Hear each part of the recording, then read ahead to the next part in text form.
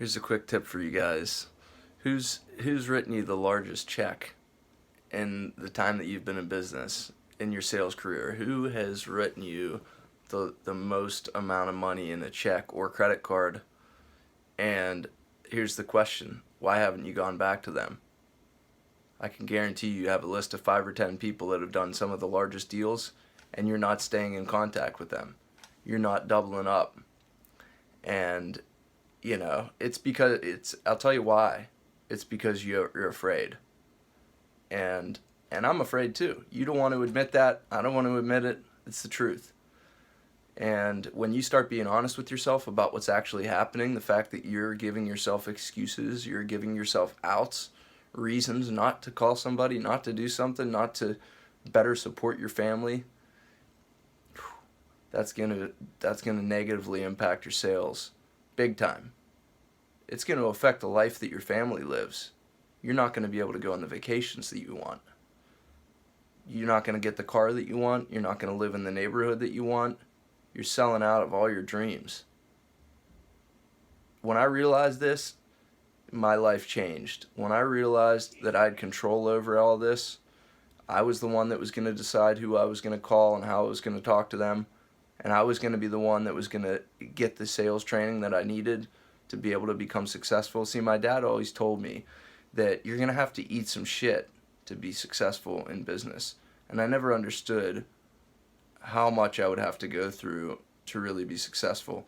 It's always going to be harder than you think it's going to be, but when you get there, it's easier than you expected, if that makes any sense. So it's very, very difficult in the beginning, and once you get there, it becomes easy.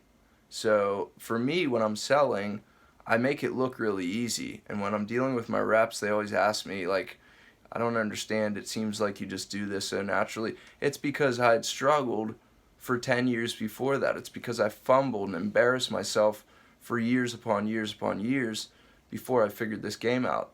And I didn't figure it out on my own. I had a mentor. My dad came in and said, look, if you're ready and you've struggled enough, I think you're ready for this program. And he put me into Sandler training, and it changed my life, literally changed my life. So if you're in the Pittsburgh market and you're in sales, I can recommend you who to talk to. I have a coach that's been incredible for me. But, if you don't have the money or the wherewithal to invest in that, you can get a lot of the free content online. I know they do like blog posts and a number of videos on their social media. They even have a free podcast, which is killer. The guy that runs that podcast is really on point. But, it's got to be a decision that you make. If you're going to be successful, you're the one to make the decision. You decide. And it starts with calling yourself on the bullshit. All the reasons you're telling yourself why you can't do something. It's stupid. Other people have done it. What makes you think that you're different than anybody else? It's difficult, yeah, but it becomes easier, and that's the exciting part. It becomes easier, but it only becomes easier when you put the work in, when you get the training, when you watch videos like this, when you take notes, when you apply the things that guys like me are teaching you. And that's the difference between big monster sales and just a mediocre sales pipeline and mediocre lifestyle. You could be doing the exact same thing, working the exact same amount of hours, and one guy's going to make double the other guy's going to make. And the guy that's not making money is going to come up with all these reasons and excuses of why the other guy did it and he didn't do it. It comes down to commitment. That's the one thing. Commitment, persistence, and just not ever giving up. So, again, you're the one to decide where you go with this, but the one tip I would give you is who's written you the biggest check. Why don't you go back to them? I heard that through Michael Burt, and I thought it was brilliant. Who's written you the largest check? Go back to those guys. Do some more business because they appreciate you, and I can guarantee you that there's plenty more where that came from.